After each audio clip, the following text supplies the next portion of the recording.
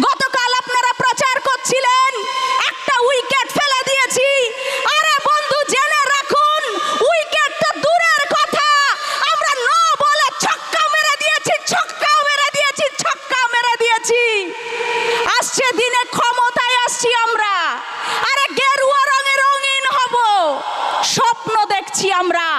তাই এই জায়গা থেকে, এই মঞ্চ থেকে আমার কণ্ঠস্বর যারা শুনতে পাচ্ছেন তাদেরকে বলি, 2 ঘন্টা সময় নিইনি আমরা। আমাদের ভাই সম্রাটকে আমরা এই সম্মানীয় এমএলএর হাত ধরে, আমাদের সম্মানীয় যিনি মণ্ডল সভাপতি আছেন বিশ্বজিৎ ঘোষ, তার হাত ধরে দমটা দেখিয়ে দিয়েছি আমাদের ভারতীয় জনতা পার্টির প্রত্যেকটি সৈনিকের। তৈরি থাকুন বন্ধু। কাদের দিকে আঙুল তুলেছেন এখনো বুঝতে পারেননি? একটা আঙুল আমাদের দিকে তুলেছেন, 4টে আঙুল আপনার দিকে আছে। চৌঠা মেয়ের পরে তো অনেক কথা হবে, অনেক কথা। তাই বলি এখনো শুধরে যান। আপনারা প্রত্যেকে জানেন বিগত দিনে আমরা যখন বলেছি, দেখেছি অনেকে শুধরে গেছেন। এতটা পাপ করেছেন আপনারা, সহজে রাম নাম করতে পারবেন না। তাই বলেছি এখন থেকে মরা মরা মরা নাম জপ করতে থাকুন বন্ধু। আজকে এই জায়গায় যিনি ক্যান্ডিডেট হয়েছেন, তৃণমূলের ক্যান্ডিডেট, তাকে প্রত্যেকে চেনেন, কোনো না কোনো ভাবে চেনেন। আরে উপাধি তো মানুষ পায়, বিভিন্ন সাম্মানিক উপাধি পায়। আর এই জায়গার যিনি ক্যান্ডিডেট, তার পিতা উপাধি পেয়েছেন ডাকু। এটাও একটা উপাধি বন্ধু। তাই মনে রাখবেন, এই জায়গার মানুষ, বনগাঁ দক্ষিণ বিধানসভার মানুষ, সকলে শুভ বুদ্ধি সম্পন্ন মানুষ। বনগাঁকে আপনি লুট করেছেন, এবার নজর পড়েছে, শকুনের নজর পড়েছে বনগাঁ দক্ষিণ বিধানসভার দিকে। আপনার সেই স্বপ্ন কিন্তু সার্থক হবে না বন্ধু। কারণ আপনারা প্রত্যেকে জানেন, আমরা সকল সনাতনী মানুষ আজ ঐক্যবদ্ধ হয়েছি।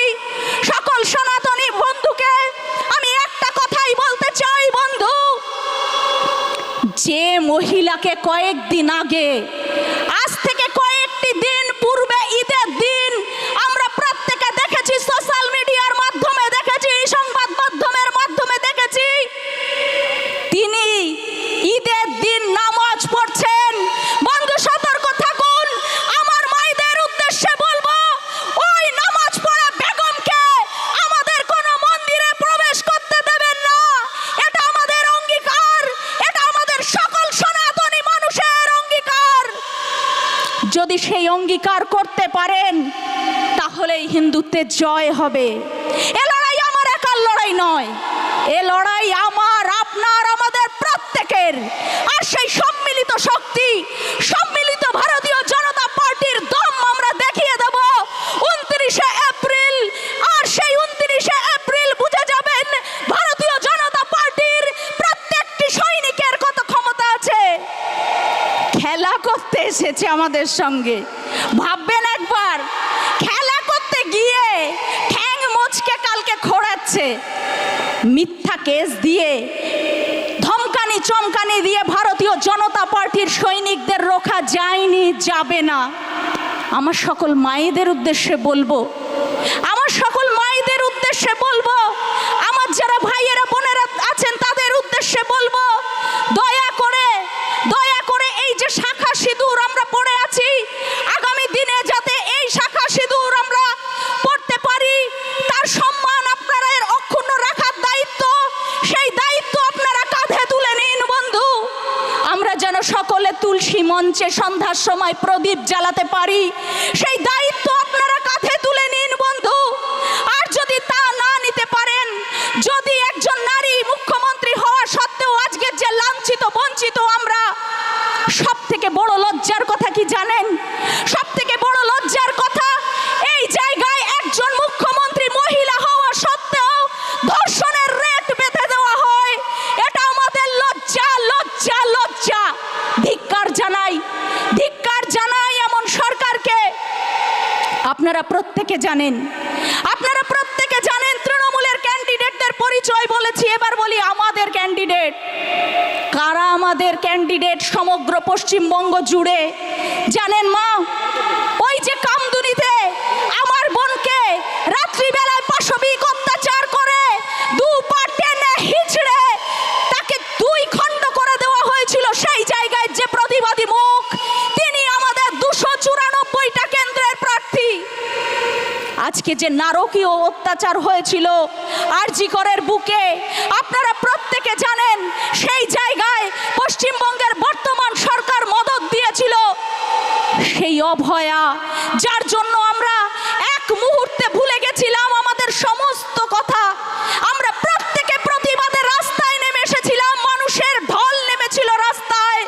সেই অভয়ার মা আজকে আমাদের 294টা কেন্দ্রের প্রার্থী।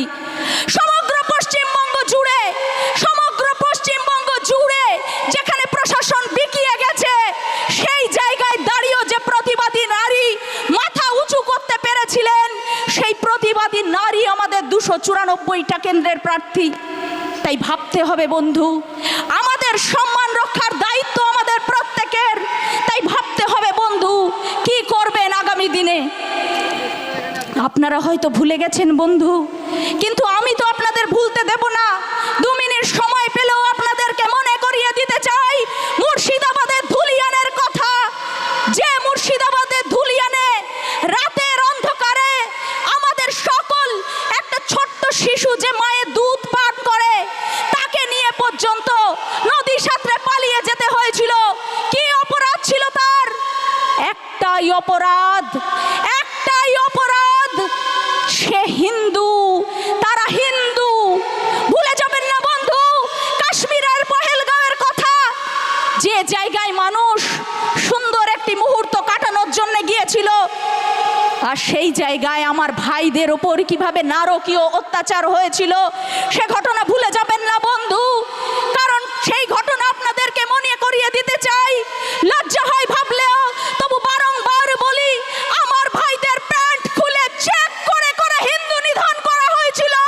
তার প্রতিবাদে গর্জে উঠুন আপনারা, আর সেই গর্জে ওঠার জন্য, সেই প্রতিবাদে সামিল হওয়ার জন্য 29 তারিখ আপনারা দেখিয়ে দিন আপনাদের ছাতির কত দম।